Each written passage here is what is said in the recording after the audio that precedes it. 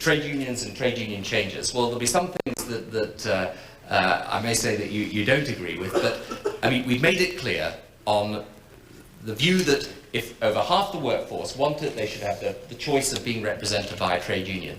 We're not going to switch the clock back on industrial relations law. We've made that clear.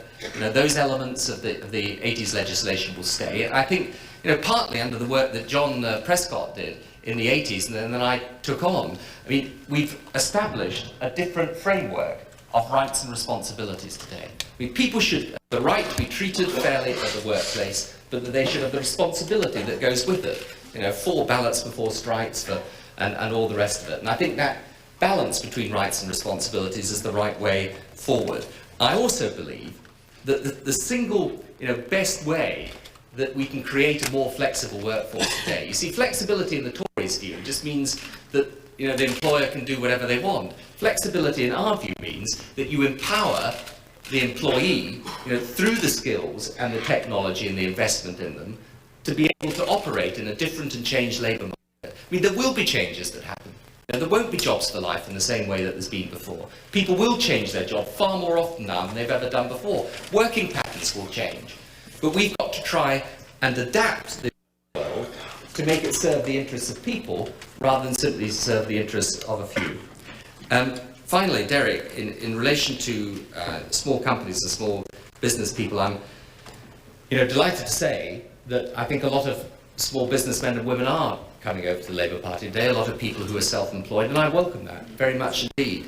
They're a growing part of the British economy. In fact, we should be developing small businesses more.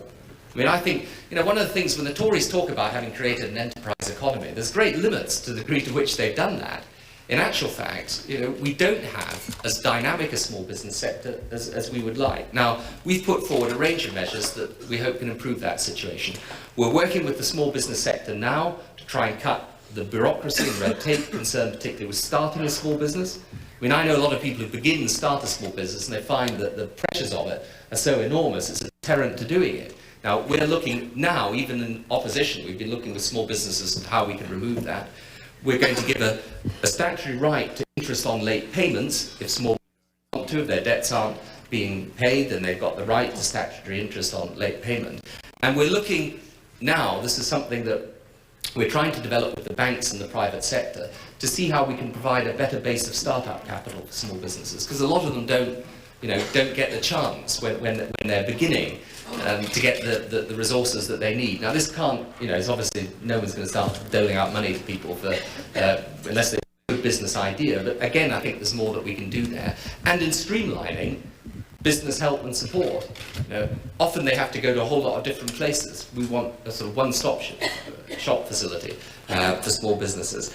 So I think there's a lot that can be done there. And you know, one of the things that I think has been most heartening about the way that the party's changed over these past few years is the fact that we've got many people who are entrepreneurs coming in and supporting the Labour Party, and I think that's great. Because, you know, perhaps this is the right place to say it here in Basildon, I mean, you know, which is associated with, you know, Essex and woman, of course, and, you know, all the rest of it. But I want a society where people can get on and do well. And if you run a business yourself and you end up becoming wealthy, great, I've got no problems with that at all. But I think a lot of business people still want to live in the type of decent and fair society in which your schools are properly looked after for your children, you've got a national health service there when you need it, and where we're trying to do something about those who don't have any hope and opportunity in society just as much as those that do. And I think that's an important and basic thing. First of all, on the question of environmental sustainability, that is actually in our manifesto. It's a part of our programme in the manifesto. And one of the things that we're saying is that when we talk about sustainable growth, that shouldn't be seen as inconsistent with care for the environment. Indeed, that should be written into the programmes that we're following. And you'll see, both in the international section of the manifesto, a section on how we're going to cooperate internationally on reducing harmful emissions and you know, making progress on the issue of global warming. And then here, domestically, we've got a programme for energy conservation, a programme for what we called a youth environmental task force, which is one of the options that's going to be offered to young people so that they can do work of specific benefit to the environment. And we've also got a whole part on technology and the link between jobs and improving the environment. So, I think these things are pretty much into the script so far as we're concerned. And I would simply say to you, sorry, I don't know, there's a few of the media at the back there talking. If that's the chicken in, tell them, all the places are taken, I'm sorry about that. Anyway, I thought the chicken's gone off to Southend, but anyway, we'll discuss that.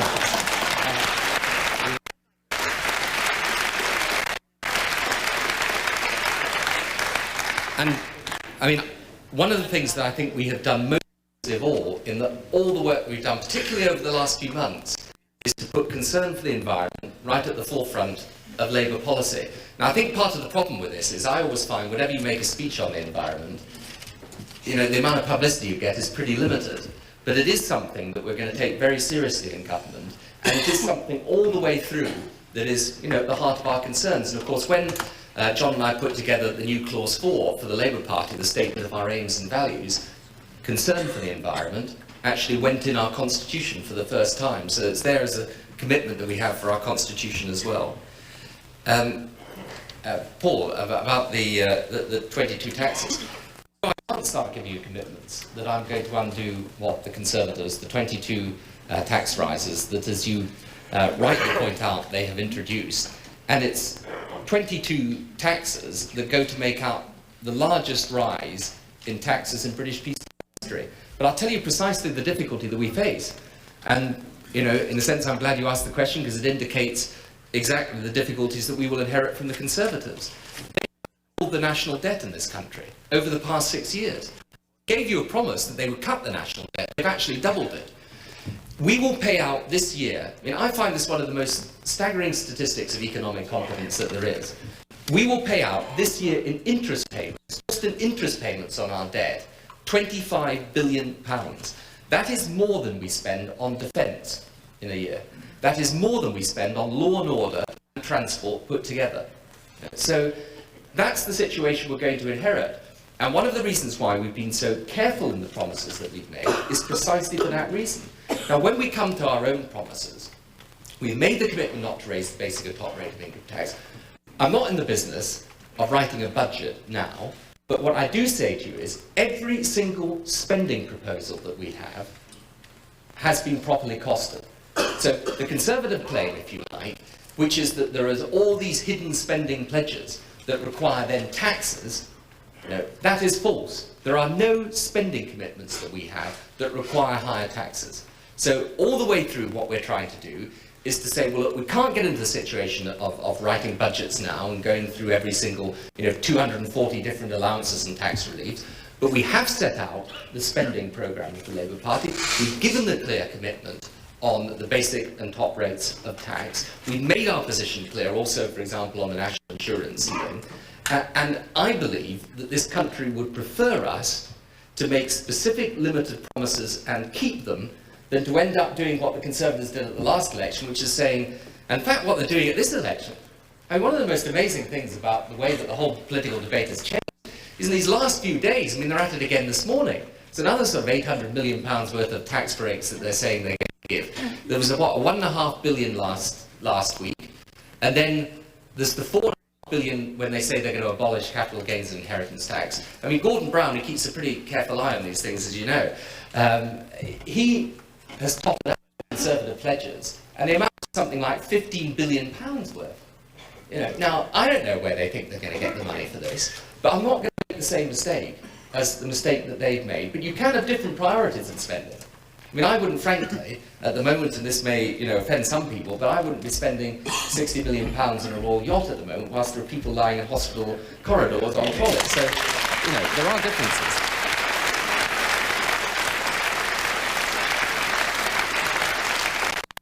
And if I can get the tax burden down, for ordinary families particularly, we'll do it. If we can, the 10p starting rate is a good thing for the low earners. We've brought down high marginal rates of tax at the top end. let's try and do something for those at the lower end too. Now that actually brings me to the point that Tina was making about young people losing confidence to vote. I mean, the thing I find so frustrating about the position that we're in at the moment is that, you know, we haven't been in power for 18 years. I mean, people say, well, it must be terribly cynical, you know, all the politicians, they break all their promises the whole time. We've not been in power for these 18 years. They have broken their promises. Now, we have made a specific, what we call a sort of contract with the people. We've set out 10 commitments that are measurable and that we can be judged by. And I think the way to restore confidence of young people in the election process is for us to go in and implement the promises that we've made, not to go in and then find that we break them all again. And so, you know, some people are accusing us of being far too cautious in our manifesto, we're not promising enough. I know lots of people would like us to promise more. I mean, there are many, if I'm not being rude to people, I see one or two pensioners in the audience here today, and, you know, people would love to promise that we're going to be able to transform all that overnight. We can't do that, and we're not doing that. But what we are going to do is to deliver on what we have promised. And I think that if we deliver on the programme for young people, on the changes in the education system, if we deliver, for example, on the issues that the gentleman there was asking about the environment, you know, we will begin to restore confidence. But I do say this to young people, and I say this very seriously. You know, people in this country fought for years, you know, centuries, for the right to vote. In fact, universal suffrage didn't come in, I think, finally until, what, the 1920s, I think it was. So it was a long time coming. But, you know, voting, I know people always think about cynicism about politics. It matters. It really does matter. And I remember going back 10 years ago when all that Band-Aids stuff was going on with Bob Geldof, and it was a very good thing for overseas aid and the developing world and all the rest of it. It raised, I think, about £50 million at the time. And I always used to point out to people, well, every year in the House of Commons we have debates on overseas development where far larger sums are being discussed, but it never gets a bean's worth of publicity. And I think for young people, they should always understand these decisions in politics matter. And I sometimes say to young people, I prefer you to go out and vote for another political party than not to vote. You know, voting is a right we have fought for.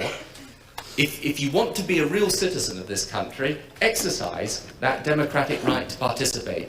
And don't listen to all the people that say it doesn't make a difference and all the rest of it. I mean, of course it makes a difference what the country is.